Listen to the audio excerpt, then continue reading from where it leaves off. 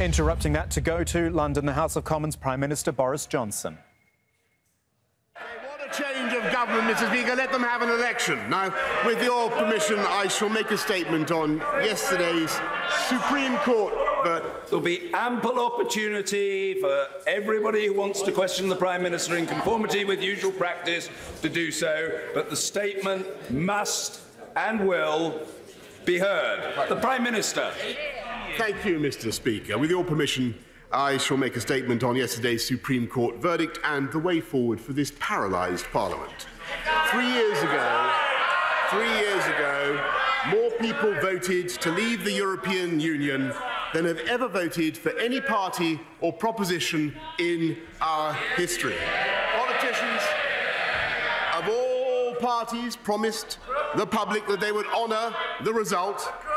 Sadly, many have since done all they could to abandon those promises and to overturn that democratic vote. And after 3 years of dither and delay that left this country at risk of being locked forever in the orbit of the EU, this government that I lead has been trying truly to get us out. And most people, indeed most supporters of the party opposite, regardless of how they voted 3 years ago, think the referendum must be respected. They want Brexit done. I want Brexit done, and people want us out on October the 31st with a new deal if possible, but without one if necessary. Now, 64 days ago, I was told that Brussels would never reopen the withdrawal agreement. We are now discussing a reopened withdrawal agreement in the negotiations. I was told that Brussels would never consider alternatives to the backstop, the trap that keeps the UK effectively in the EU but with no say. We're now discussing those alternatives in the negotiations. I was told Brussels would never consider arrangements that were not permanent. We're now discussing in the negotiations an arrangement that works on the principle of consent and is not permanent. I was told there was no chance of a new deal, but we are discussing a new deal. And this is in spite of the best efforts of the party opposite and this Parliament to wreck our negotiations by their attempts to take no deal off the table. The truth is that the majority in this Parliament, the majority opposite, are not opposed to the so-called no deal. This Parliament does not want Brexit to happen at all. And many of those who voted for the Surrender Act a few weeks ago said then that their intention was to stop a no-deal Brexit. They have said every day since that Parliament must vote against any deal at all. I think the people of this country can see very clearly what is going on. The people at home know that this... Order! Order! People are gesticulating wildly. I can scarcely hear the Prime Minister myself, and I wish to hear the statement, as other colleagues should also do. The Prime Minister... The people of this country can see perfectly clearly what is going on. They know that Parliament does not want to honour its promises to respect the referendum. The people at home know that this Parliament will keep delaying, it will keep sabotaging the negotiations because they don't want a deal. Mr. Speaker, the truth is that members opposite are living in a fantasy world. They really imagine that somehow they are going to cancel. This is what they want to do. They're going to cancel the first referendum. They're going to legislate for a second referendum, and Parliament will promise that this time, perhaps not the lady opposite, but Parliament will promise that this time it really, really will respect that vote. And they think that the public will therefore vote to remain, and everybody will forget the last few years. Mr. Speaker, I have to say I think that is an extraordinary delusion and a fantasy even greater than the communist fantasies peddled by the Leader of the Opposition. It will not happen. The public don't want another referendum. What they want and what they demand is that we honour the promise we made to the voters to respect the first referendum. And they also want us to move on, to put Brexit behind us and focus on the NHS, on violent crime, and on cutting the cost of living. And that is why I brought forward a Queen's speech. This government intends to present a programme for life after Brexit. But some members of this House could not stand that either. Instead of facing the voters, the opposition turned tail and fled from an election. Instead of deciding to let the voters decide, they ran to the courts instead. And despite the fact that I followed the exact same process as my predecessors in calling a Queen's speech, the Supreme Court was asked to intervene in this process for the first time ever, and it is absolutely no disrespect to the judiciary to say I think the court was wrong to pronounce on what is essentially a political question at a time. Order! Whatever the strength and intensity of feeling and the passions to which these matters give rise, we must hear what is being said in the chamber, and I wish to hear the Prime Minister. The court was wrong to pronounce on what is essentially a political question at a time of great national controversy. So we have opposition MPs that block and delay everything, running to the courts to block and delay even more, including blocking legislation to improve and invest in our NHS and keeping violent criminals in jail. And I think the people outside this House understand what is happening. They know that nothing can disguise the truth. It's not just that this Parliament is gridlocked, paralysed, and refusing to deliver on the priorities of the people. It's not just unable to move forward, it's worse than that, Mr. Speaker. Out of sheer selfishness and political cowardice, members opposite are unwilling to move aside and give the people a say. They see MPs demanding that the people should be given a say one week and then running away from the election that would provide the people with a say. And worst of all, they see ever more elaborate legal and political manoeuvres from the party opposite, which is absolutely determined to say, we know best, and thumb their noses at the 17.4 million people who voted to leave the European Union. The leader of the opposition and his party do not trust the people. The leader of the opposition and his party are determined to throw out the referendum result, whatever the cost. They don't care, Mr. Speaker, about the bill for hundreds of millions of pounds that will come with every week of delay. They don't care if another year or more is wasted in arguing about a referendum that happened 3 years ago. All that matters to them now is an obsessive desire to overrule the referendum result. While we want to take our country up a gear, to go forward with a fantastic programme, an accelerated programme of investment in infrastructure, in health and education and technology, they are throwing on the handbrake. Well, Mr. Speaker, we will not betray the people who sent us here. We will not. That's what they want to do. We will not abandon the priorities that matter to the public. And we will continue to challenge those opposition parties to uphold democracy. If honourable and right honourable members opposite so disagreed with this government's commitment to leaving on October the 31st, they had a very simple remedy at their disposal, did they not? They could have voted for a general election. I have to confess, Mr. Speaker, that I was a little shocked to discover that the party whose members stood up in Brighton this week and repeatedly and in the most strident terms demanded an election, I heard them, is the very same party whose members already twice this month, not once but twice, refused to allow the people to decide on their next government. For 2 years, they have demanded an election, but twice they have voted against it. The leader of the opposition changes his mind so often. I wonder whether he supports an election today or whether the shadow chancellor or the shadow attorney general have overruled him again, because they know that the voters will judge their manifesto for what it is: more pointless delay. Is he going to demand, perhaps he's going to demand an election and then vote against it? Just as he wants to negotiate a new Brexit deal and then vote against that too.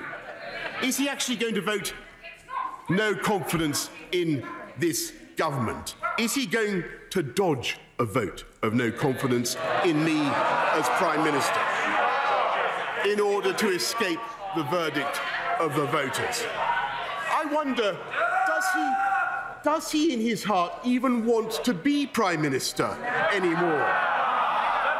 He says that I should go to Brussels on 17th of October and negotiate another pointless delay, but he doesn't want to go himself. And even if he did, his colleagues wouldn't let him, because quite frankly, they recoil. They recoil at the idea of him negotiating on the people's behalf, representing this country with the likes of Vladimir Putin, let alone the EU or the mullahs of Tehran. Or is it perhaps that he wants a Conservative government? It would be a curious state of affairs indeed if Her Majesty's loyal opposition had every faith in the government of the day. So if in fact the party opposite does not have confidence in the government, they will have a chance to prove it. They have until the House rises. Let them listen. I think they should listen to this, Mr. Speaker. They have until the House rises today to table a motion of no confidence in the government.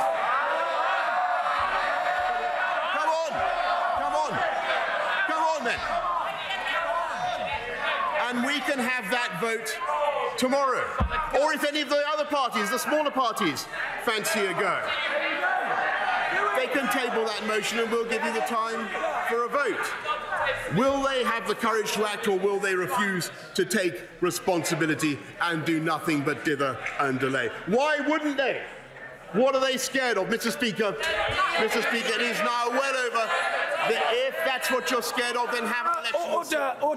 Order. I appeal to the House to have some regard to how our proceedings are viewed by people watching them in the country at large. Order. Let the remainder of the statement be heard. I'm grateful for the Prime Minister's exhortation, but I don't require it. I'm perfectly content. What I want to hear is the rest of the statement and then questioning on it. The Prime Minister. Mr. Speaker. Well, Mr. Speaker, thank you. And as I commend this statement to the House, I say it is time to get Brexit done. Get Brexit done so we respect the referendum. Get Brexit done so we can move on to deal with the people's priorities, the NHS, the cost of living. Let's get Brexit done so we can start to reunite this country after the divisions of the referendum, rather than having another one. It's time for this Parliament, finally, to take responsibility for its decisions. We decided to call that referendum. We promised time and again to respect it. I think the people of this country have had enough of it. This Parliament must either stand aside and let this government get Brexit done, or bring a vote of confidence and finally face the day of reckoning with the voters. And I commend this statement to the House.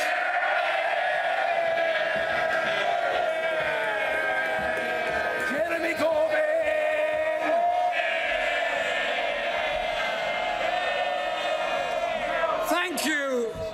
Thank you, Mr. Speaker. I thank the Prime Minister for an advance copy of his statement. Unfortunately, it was like his illegal shutting down of Parliament. Null, of no effect, and should be quashed. in the words of the Supreme Court. This, Mr. Speaker, was 10 minutes of bluster from a dangerous Prime Minister who thinks he is above the law. But in truth, Mr. Speaker, is not fit for the office which he holds. Mr. Speaker, I'm glad to see so many colleagues back here doing what they were elected to do, holding the government to account for its failings. Whether it's the attempts to shut down democracy, its sham Brexit negotiations, its chaotic and inadequate no-deal preparations, its allegations of corruption, its failure on climate change, its failure to step in to save Thomas Cook, this government, Mr. Speaker, is failing the people of Britain, and the people of Britain know it.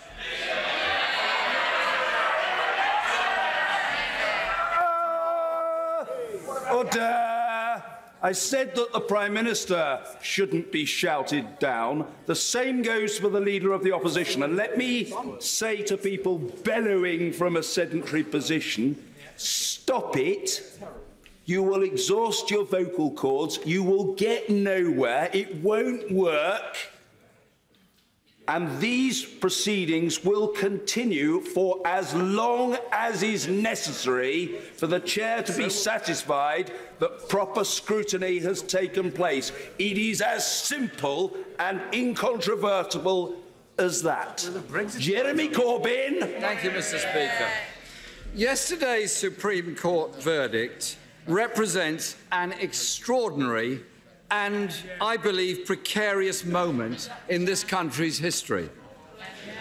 The highest court in this land has found the Prime Minister broke the law when he tried to to shut down our democratic accountability at a crucial moment in our public life.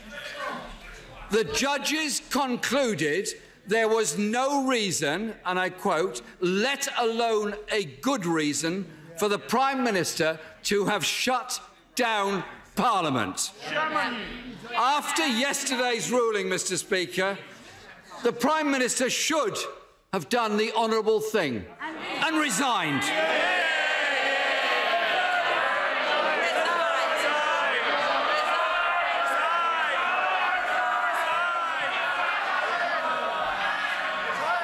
Yet, Mr. Speaker, here he is, forced back to this House to rightfully face the scrutiny he tried to avoid. With no shred of remorse or humility, and, of course, no substance whatsoever. That's right. So let's see if he will answer some questions. He won't. He won't. Does the Prime Minister agree with his Attorney General Write it down, Boris. that the government got it wrong, or with the Leader of the House that the Supreme Court committed a constitutional coup? This, Mr. Speaker, is a vital question about whether the government respects the judiciary or not. The Attorney General was also categorical that the government would comply with the EU Withdrawal No. 2 Act. Can the Prime Minister confirm that? Mr.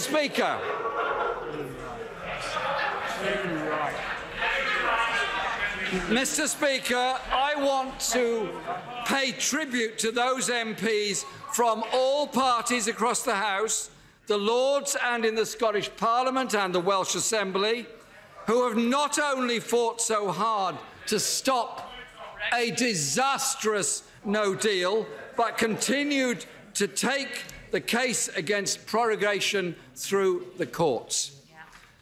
The government has failed to silence our democracy. Mr. Speaker,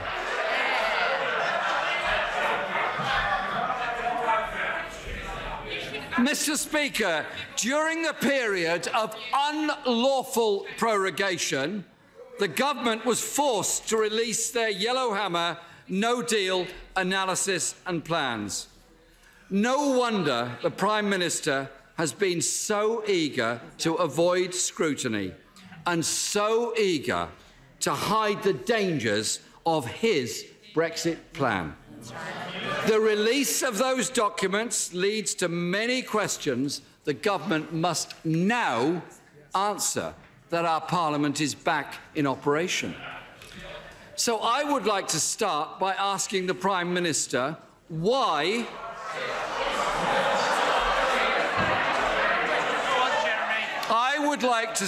Mr. Speaker, by asking the Prime Minister why the government described leaked Yellowhammer documents in August as being out of date. When the documents were later produced in September, they were word for word the same documents. It is clear they have tried to hide from the people the truth, the real truth of a no-deal Brexit.